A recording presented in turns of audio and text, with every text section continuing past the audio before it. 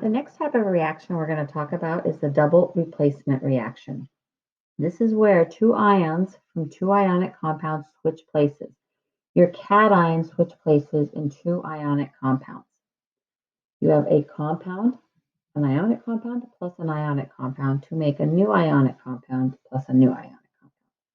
Basically, you have an exchange of cations. Your cations are going to switch places. Your one exception is when you're doing acid-base reactions, which we'll talk about in a little bit, and you're not making an ionic compound. One of your products is water.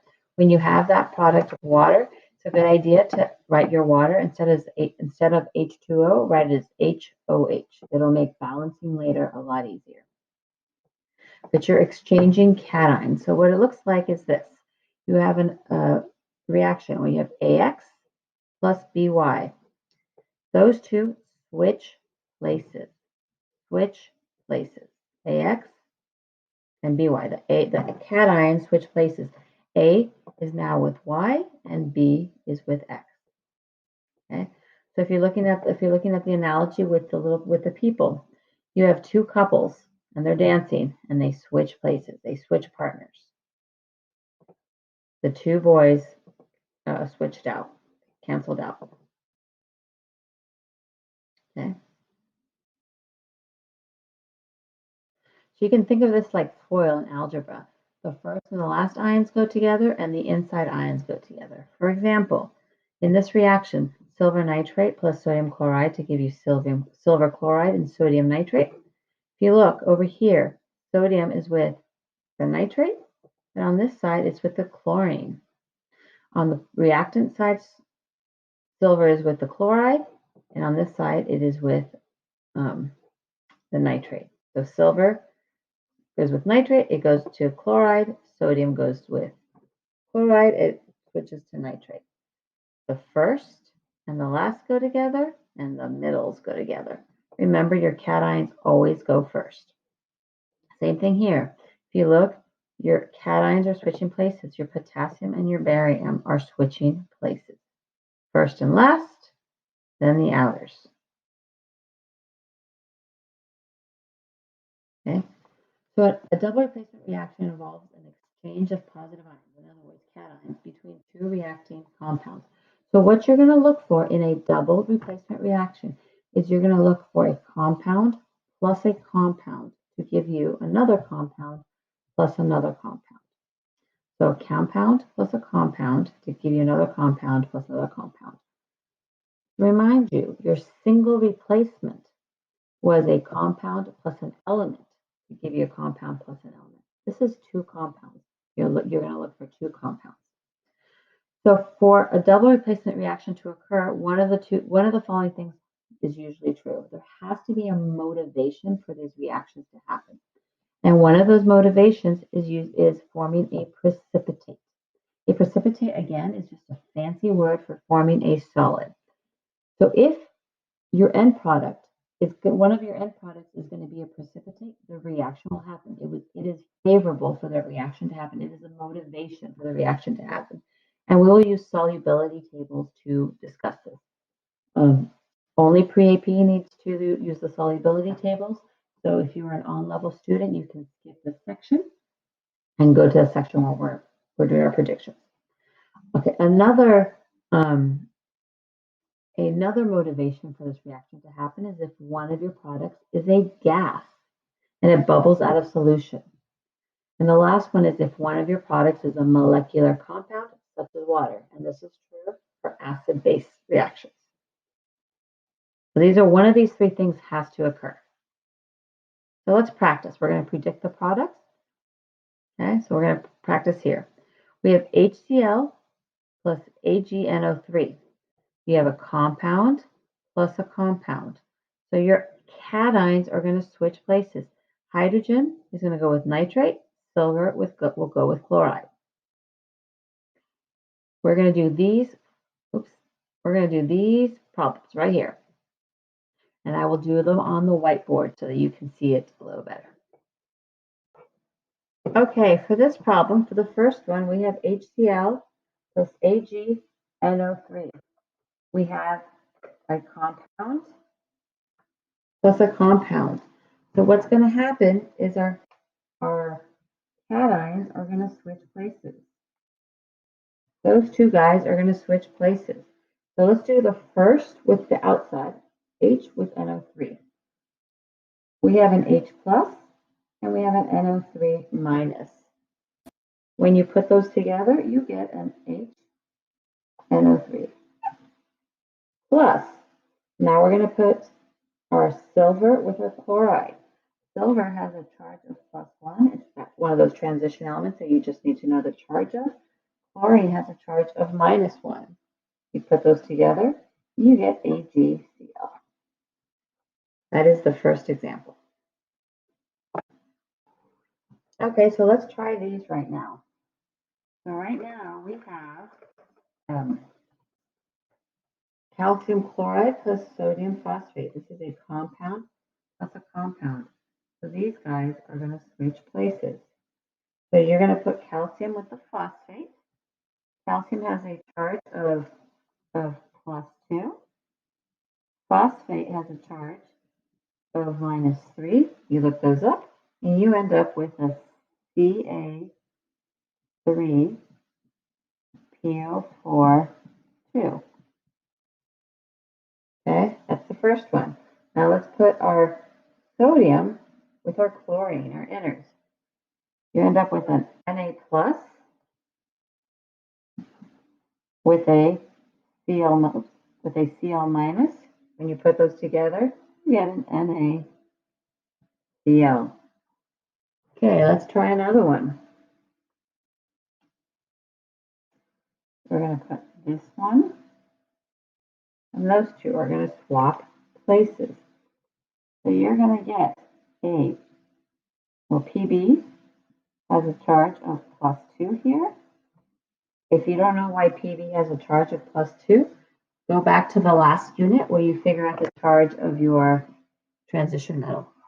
But because nitrate has a charge of -1 and we have two of them, the anion side is -2, the cation side must be +2, and there's only one PB. So PB is +2. Okay, you're going to put that with chlorine, which is a -1, gives you a PbCl2. Plus, barium has a charge of +2. We know that nitrate has got a charge of -1. So you end up with a BaNO3. Okay, at this point, you should pause your video and see if you can do the other three. Okay, welcome back. Here are the last three. You have FeCl3 plus NaOH. Your cations are going to switch places. Your iron has a charge of a +3 because each of your chlorines is a -1, so your iron must be a +3. You end up with an FeOH3 and an NaCl. The next one is what's called an acid-base reaction. We're going to talk about that in a second. But you've got sulfuric acid reacting with sodium hydroxide, which is a base. When you have a double replacement reaction where you have an acid plus a base, you're always going to form water and a salt. A salt is just a fancy way of saying an ionic compound. Your hydrogen is going to switch places with your sodium. So if your hydrogen switches places with your sodium, you end up with an HOH, which is the same thing as water. But just leave it as HOH because it will make your balancing easier later. Then your sodium ends up going with your sulfate, and you end up with an Na2SO4. That's your salt. The last one, you have potassium hydroxide with copper sulfate. Copper, there is a charge of +2 because sulfate is a charge of -2, and they need to be balanced. So when you do your switching of your cations, you end up with a K2SO4 plus a CuOH2. Okay, so just like in single replacement reaction, we need to be able to predict whether these reactions will happen. This part is only for the pre-AP chemistry class. Your on-level chemistry class can skip all the stuff I'm going to talk about solubility, and you can pick up the video when I start talking about acid bases. Okay, so remember, I said one of the driving forces of a chemical reaction occurring is that you form a precipitate. That means you form something that is not soluble in water, something that's going to make a solid and it's not going to dissolve in water. These double replacement reactions are all usually done in aqueous solution. In other words, you've got some salts, barium nitrate in this case, copper sulfate, and they are aqueous. They've been dissolved in water. For this reaction to happen, for this to be favorable, chemically favorable for this reaction to happen, for barium and copper to switch places, what we're trying to do is we're trying to make a uh, a solid. So we have these solubility tables, and you have the solubility table is in Schoology. I think it's called reference sheet or something. It's the same sheet that has your activity series on it. But we're going to look to see if either of these guys are insoluble. That means does not dissolve. That means you have a solid or a precipitate. If even one of these is insoluble, does not dissolve in water, then this reaction will happen. If neither of them form a precipitate, so they're both soluble, neither form a precipitate, then this reaction will not happen. So we've written out what should happen. Now let's see if it really will happen. So we're going to look at our products. We're going to start looking at barium sulfate. So we're going to look at the solubility of ionic compounds in water. So this is telling you these are things that are soluble. These are soluble, and then there are exceptions. So we're looking at just the anion. This is sulfate. Sulfate. So we want to see ionic compounds in water, whether they are soluble. So we're going to go down and look for sulfate. Oh, there's sulfate. So sulfate is soluble in water, except for when it's with strontium, barium, lead, and mercury. Well, here, sulfate, it was with barium, so it's no longer soluble. That means a precipitate will form. So that forms a solid. That's insoluble. This reaction is chemically favorable because you made a solid. But let's check copper nitrate. We already know it's already going to happen because you're going to make that. But let's check copper nitrate. We're going to look at nitrate. You're looking at your anion. And we're looking at, see if we can find nitrate here. It says nitrate is, anything with nitrate is soluble. What are the exceptions? None. Well, that means that this guy, if you stick it in water, is soluble. So that does not make a precipitate. So that's aqueous. But all we needed was one for it to happen. Let's try another one. Okay. So let's look at, this is lithium iodide with silver nitrate to give you lithium nitrate with silver iodide. So we're looking for this to be favorable. We're looking for something that is soluble. So we're going to look for nitrate. We're going to find nitrate right here. Nitrate is soluble with everything except for, it's soluble with everything. So this guy is aqueous. It's soluble. But now let's look at him, AgI. So we're looking at the anion, I.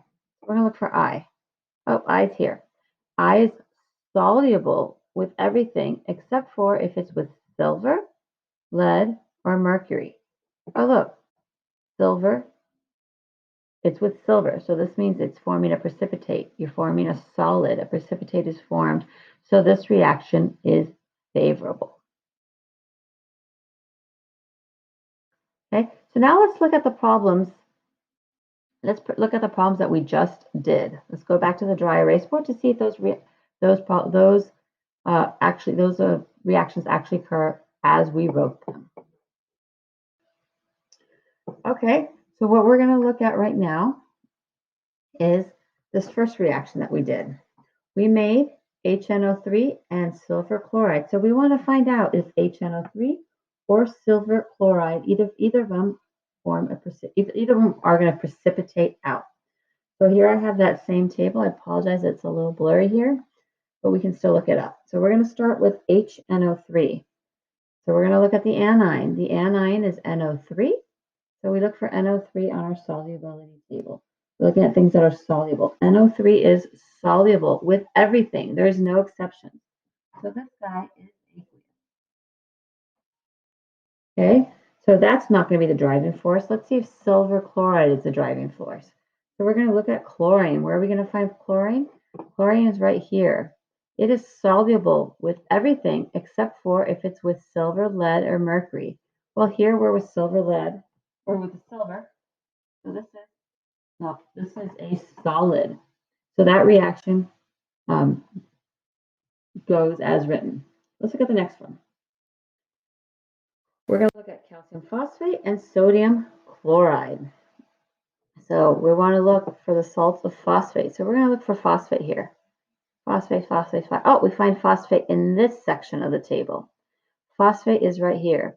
So phosphate is always insoluble, does not dissolve, except for it will dissolve if it's with ammonium or with an alkali metal cation.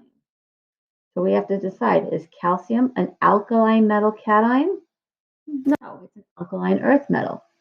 So if this guy is insoluble, it's going to form a precipitate because it's in the insoluble part of the table. So right now we know this reaction occurs. But let's look at this guy over here, NaCl. Cl is right here. It is always soluble, except for if it's with silver, lead, or mercury. So this guy is aqueous because it's with NaCl. Okay, let's try the next one. The next one is PbCl2 and BaNO3 2. So we're going to look for Cl first on our solubility table. Okay, Cl is right here. Cl is always soluble except for if it's with lead. When it's with lead, it is insoluble.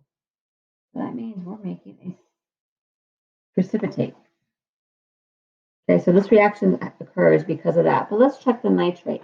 Well, we already know from the other problems that nitrate is always soluble. There's no exception. So this guy is aqueous. So far, all these reactions are occurring.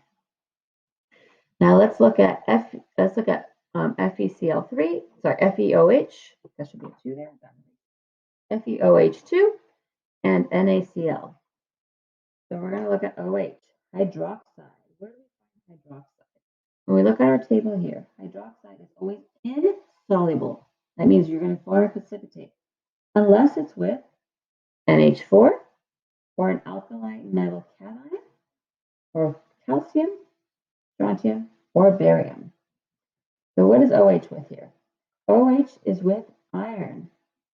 It's not one of these exceptions, so this is forming a solid. Okay. NaCl, we looked it up here. That was aqueous. Okay. This is water. Remember, we said that one of the driving forces for these double replacement reactions is you're forming a molecular compound like water. This reaction occurs just because you formed a molecular compound like water. So you can't really be soluble in water. Water can't be soluble in water, but this is the driving force for this reaction. So let's look at the sulfate, just in case. Sulfate is right here. It is soluble unless it's with one of these guys, strontium, barium, lead, or mercury. So it's soluble. Oh, this guy's soluble. It doesn't matter. This reaction occurred because of water. Now let's look at the very last one. K2SO4. SO4 is always soluble unless it's with one of these guys, strontium, barium, lead, and mercury. Well, here it's with potassium. That means it is soluble, so you are aqueous. And then hydroxide, OH. OH is insoluble. Insoluble. That means it does not dissolve. You're making a solid. Unless it's with one of these guys, NH4, an alkali metal, or calcium, strontium, and barium. Oh, wait, we're with calcium. That means normally it's insoluble, but now because it's with calcium, it's soluble. That means this is aqueous. Oh, wait, aqueous plus aqueous, this reaction does not occur. No reaction.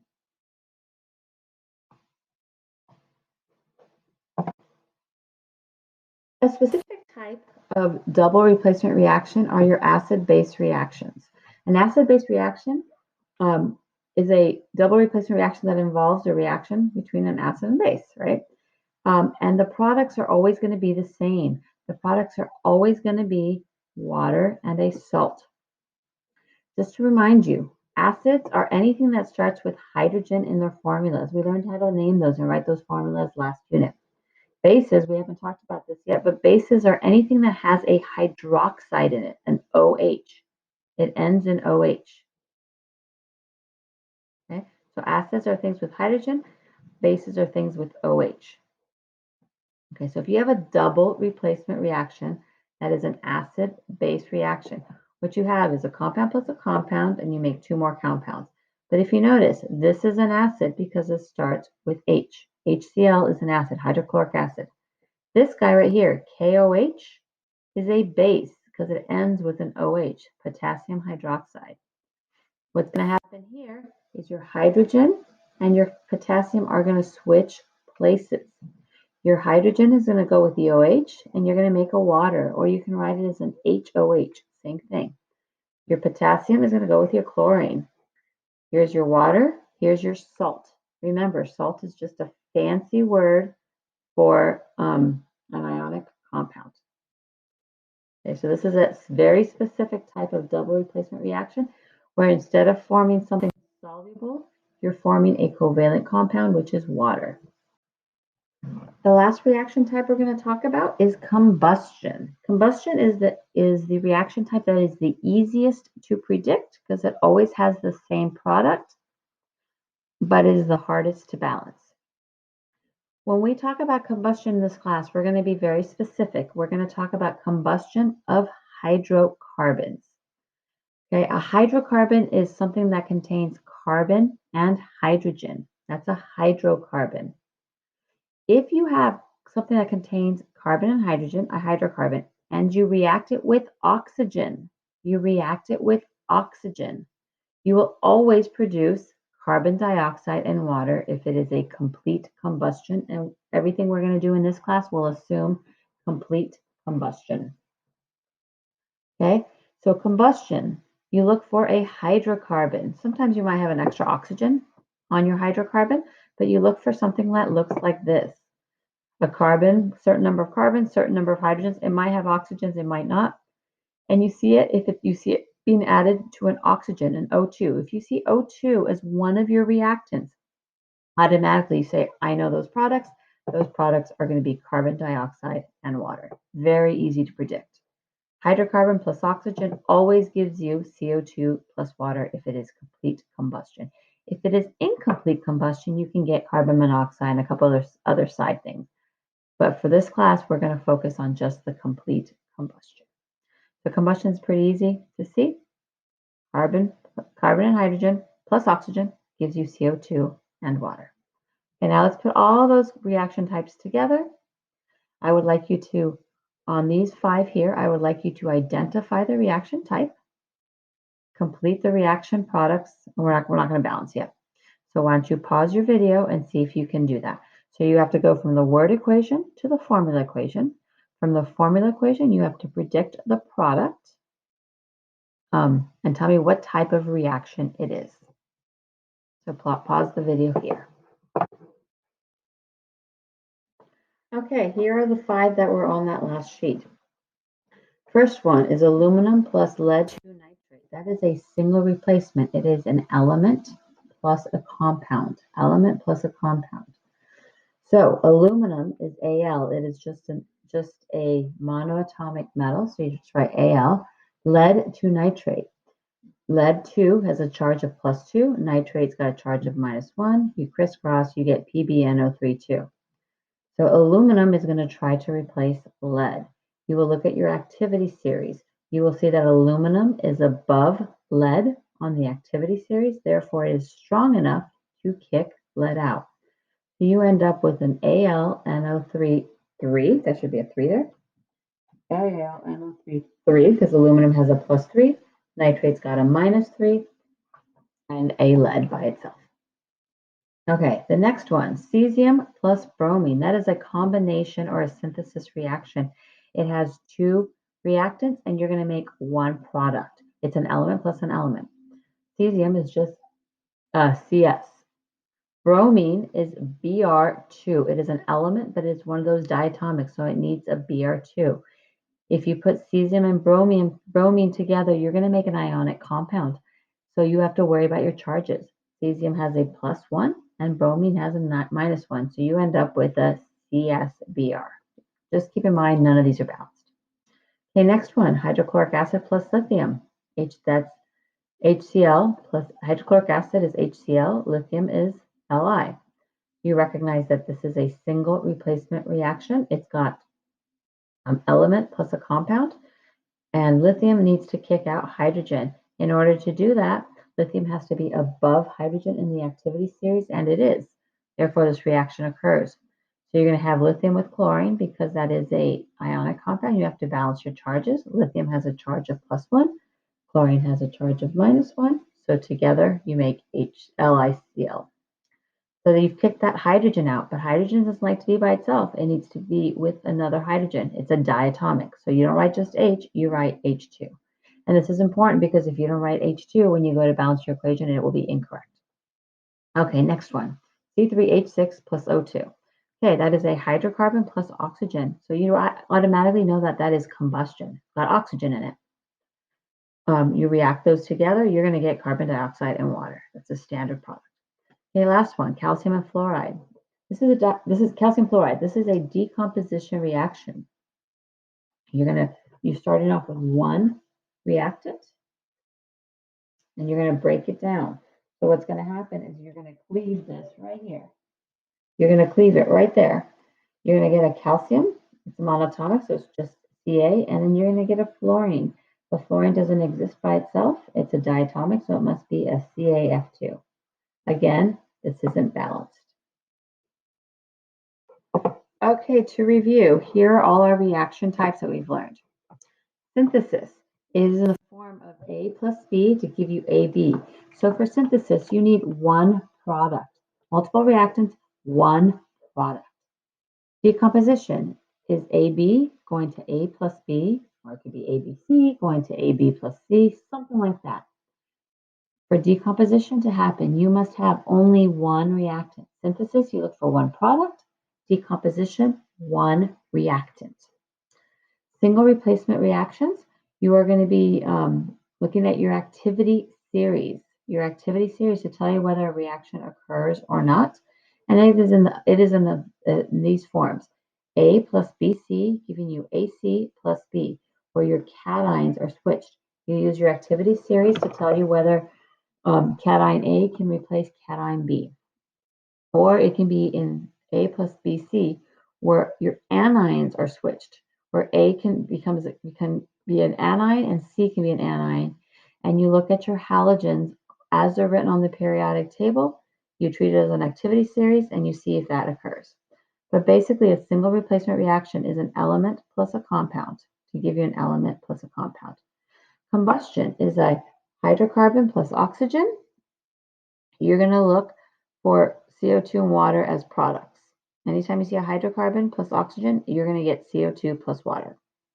Then the last one, the double replacement reaction, is where your cations switch places. This is a compound plus a compound to give you a compound plus a compound. In order to know whether these reactions occur, you have to look to see your solubility. You have to look at your solubility table, see if you're producing anything that is insoluble, does not dissolve, a precipitate, makes a precipitate, or you make a covalent compound like water. Those are your 5 reaction types that you are learning in this class. Okay, why don't you pause the video right now? There's not going to be any predicting. You just have to tell me the type of reaction. So look at these, go through each one individually, and let me know what the reaction type is. So pause the video and then come back, and then we'll talk about them. Okay, welcome back. Number 1, sulfur plus oxygen, S plus O2. That's giving you an SO3, one product. Those guys are combining, so that is a combination reaction or a synthesis reaction, whatever you prefer to call it. Number 2, calcium chloride plus sodium phosphate. This is a compound plus a compound to give you a compound plus a compound. Your cations are switching places. This is a double replacement reaction. None of these reactions are balanced. Okay, next one, K plus Cl2 to give you KCl. This is also a combination or a synthesis reaction. You have one product. Number 4, H2O2 to give you water and oxygen. H2O2 is hydrogen peroxide. It's what you use when you dye your hair. I think it's your toner. H2O2. It is breaking down. It's got one reactant. We're breaking down into smaller parts. That is called decomposition. Number 5, element plus compound. Remember, water we should always write as HOH. Makes things a lot easier. What you see is sodium is kicking one of those hydrogens out from that HOH to give you NaOH plus H2. So here you have element plus compound, compound plus element. This is a single replacement reaction. To see if this occurs, you have to use the activity series. Okay, KClO3 going to KCl plus O2. One reactant, multiple products. This is decomposition again. C2H6. C2H6 is called ethane. Ethane is a hydrocarbon plus oxygen. Oh, a hydrocarbon plus oxygen. We know that this is going to make CO2 plus water. This is combustion. I should say CO2. That's if it's an incomplete reaction would be CO, but it should be say CO2. Okay, Ki plus Cl2. You notice you have a compound plus an element. Give you a compound plus an element. Chlorine tries to kick iodine out, and it does. This is single replacement reaction. Number 9, a hydrocarbon plus oxygen, that is combustion, gives you CO2 and water. Number 10, N2 plus H2 to give you ammonia. Two things to make one, that is combination or synthesis. P plus O2, well, this has got an oxygen in it, so you would think it's a combustion reaction, but this actually isn't a combustion reaction because it's one product. This is a synthesis combination. The last one, iron 3 hydroxide.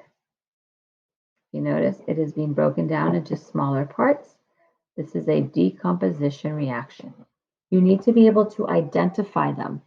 You'll have to go from word equations to problems, word equations to formulas, formulas to predicting your products and identifying the top type of reactions. My next video will be just extra practice problems, mostly on single replacement and double replacement using your activity series and your solubility table. Thank you.